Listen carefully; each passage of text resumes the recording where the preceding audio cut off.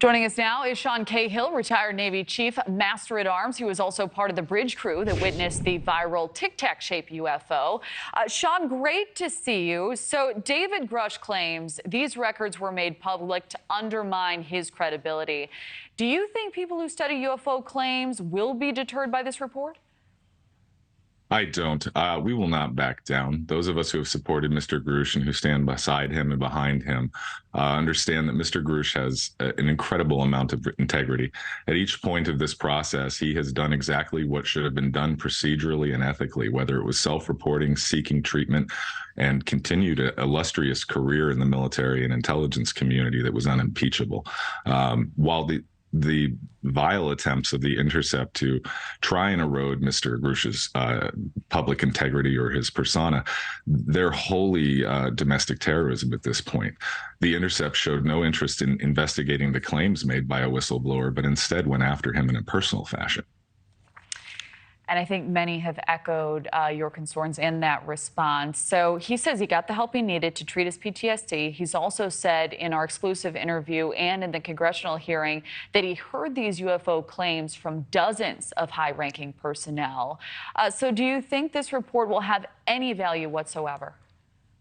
I do. Mr. Grusch's investigation and the personnel that he is referring to are very high-value leaders within the sphere. The only way that this is going to be pushed back is if we allow tactics like The Intercept and others who have tried to ignore the fact that this is a congressional investigation and that evidence has been offered to Congress in the proper procedural way to show physical and biological and historical evidence of an over 80-year obfuscated investigation. So I do not think that we're going to be going backwards, regardless of what skeptics or bad actors may try to do.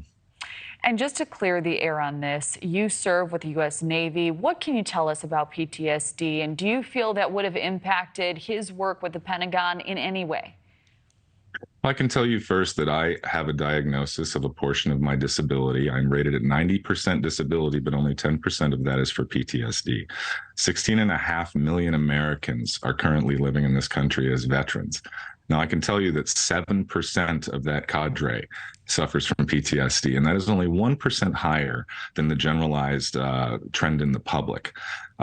What has been done is disgusting in the way that it paints a broad swath across mental health and of personnel who are not capable of continuing their job. We're not going to let these folks do this. We're going to continue on. We're going to be stalwart in our efforts. These reports are going to hit properly. This investigation will continue. Well, I think it's very brave of you to speak out in that way, and I appreciate that context. So we have reported on surveys that show that most Americans believe the government is hiding secrets when it comes to UFOs, but there are some skeptics about this. Do you think the report will move the needle in any way there? The onus will remain on Congress to continue investigating this, to get Mr. Grusch and others into the skiff and to give them further protections to tell what they know.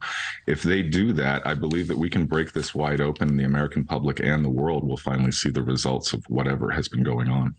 Sean Cahill, always a pleasure. Thank you so much for joining us. Thank you, Kelly.